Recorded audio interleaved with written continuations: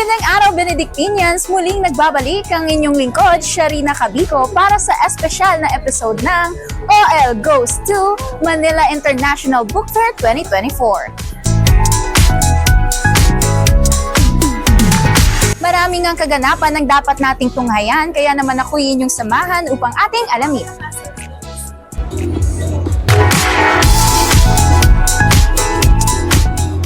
Ang Manila International Book Fair ay ang pinakamalaki at ang longest-running book event sa Pilipinas na ginaganap kada taon. At tampok nga sa kaganapang ito ang iba't ibang booths ng mga sikat na book publications kung saan marami silang ino-offer na promos at discounts na tiyak na patok para sa mga book lovers. Bukod sa mga sikat na publications, layunin din ng MIBF na bigyan ng platform ang mga independent and local publishers and authors upang i-showcase ang kanilang mga akda at makilala rin sa mas malaking audience. Isa nga si Ma'am Natasha Quintanar, author mula sa Tuklas Filipino Society na natuwa sa platform na ibinibigay ng MIBF. Well, it is called the Manila International Book Fair, but I love that, of course, they feature us, local authors, local historians. So it's still a good platform because there are students like you who attend. It's also a chance for our family and friends to be at the audience and support us as well.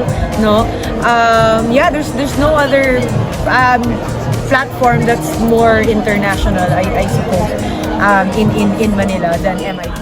Kung inaakala nyong libro lang ang meron dito sa Manila International Book Fair ay nagkakamali kayo dahil meron din ditong mga stationaries, trinkets at tampok din ng iba't ibang workshops, seminars, talks at iba pa. Kasama rin sa book fair na ito ang pag-showcase sa mga local artists kung kaya tampok din ang mga paintings at ibang handcrafted trinkets. Rin pinalampas ng mga local authors at artists ang pagkakataon na ito upang magkaroon ng mga seminars na ang mga pangunahing tema ay tungkol sa literatura at kasaysayan at workshops upang magbahagi naman ng kaalaman pagdating sa sining.